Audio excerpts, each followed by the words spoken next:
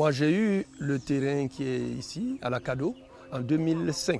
Et en 2005, quand on a fait des analyses, on s'est rendu compte que tout le terrain a de la chlordécone.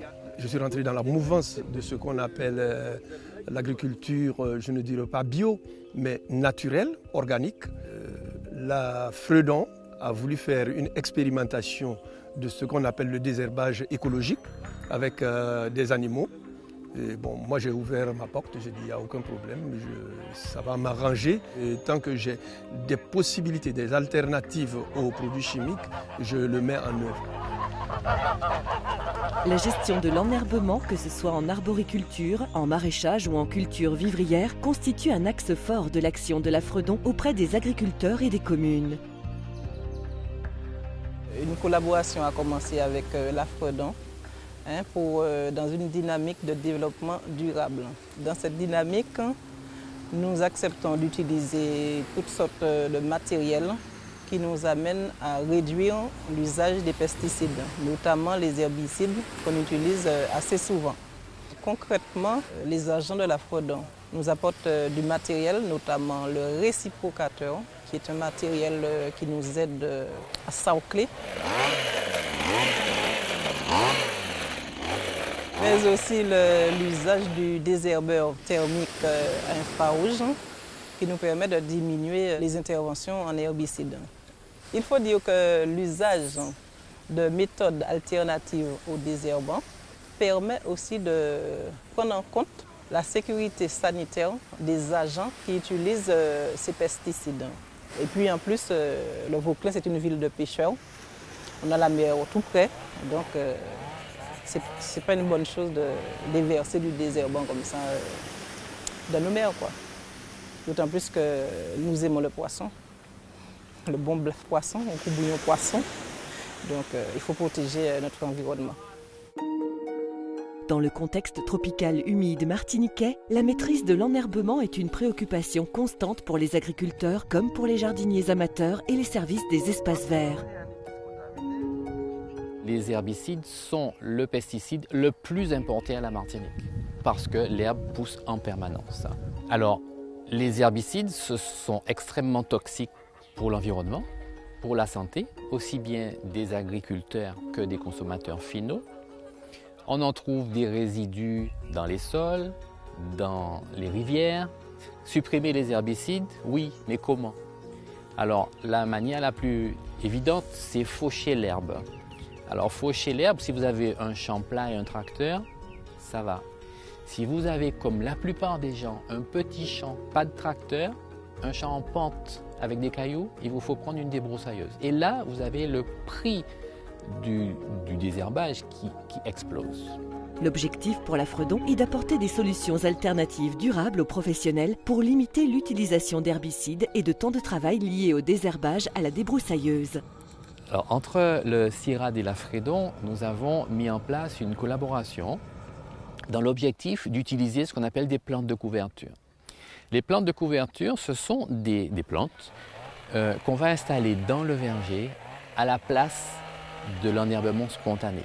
Il nous faut des plantes qui ne soient pas trop envahissantes, donc des plantes naines. Il nous faut des plantes qui soient qu'on puisse trouver à proximité, éviter l'importation de plantes qui risquent d'être invasives. Par ailleurs, il faut quand même, de temps en temps, faucher ces plantes de couverture. Alors pour essayer de réduire encore le travail de l'agriculteur, on a imaginé ce qu'on a appelé l'association judicieuse entre une culture végétale, comme le goyavier que vous avez derrière moi, et une production animale, comme les oies. Les travaux menés par le CIRAD et la Fredon proposent des solutions innovantes pour permettre aux agriculteurs d'améliorer la gestion de l'enherbement sur leur exploitation. Au cours des expérimentations qu'on a pu mener, où on a associé volailles et production fruitière, on a montré que les volailles consommaient les mauvaises herbes qu'il y avait dans les vergers. L'objectif maintenant, c'est d'améliorer le système en implantant une plante de couverture, donc une plante qui va être consommée par les volailles, parce que quand on laisse la végétation spontanée avec les volailles, elles vont sélectionner les plantes qu'elles vont consommer. Donc on va se retrouver avec une augmentation des plantes de refus qu'il va falloir gérer à la main. Donc l'objectif, c'est d'introduire une plante de couverture qui va être consommée par les volailles et qui va permettre de limiter ces refus et donc de limiter encore plus le temps de travail sur la parcelle. L'association d'une production fruitière avec un élevage de volailles améliore la durabilité de l'exploitation. Donc ce système permet de diminuer l'utilisation de produits chimiques, que ce soit les herbicides ou les engrais, puisqu'il y a apport de matière organique via les déjections. Ça permet aussi de diminuer les coûts de main-d'œuvre, puisqu'on va diminuer le nombre de fauches sur les parcelles.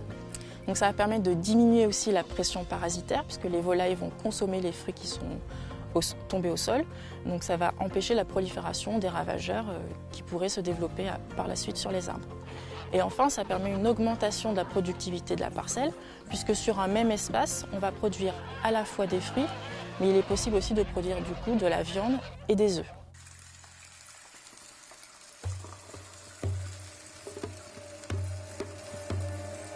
Le paillage est une méthode de désherbage préventive qui permet de faire moins de désherbage manuel et qui permet de garder l'humidité au pied de la plante.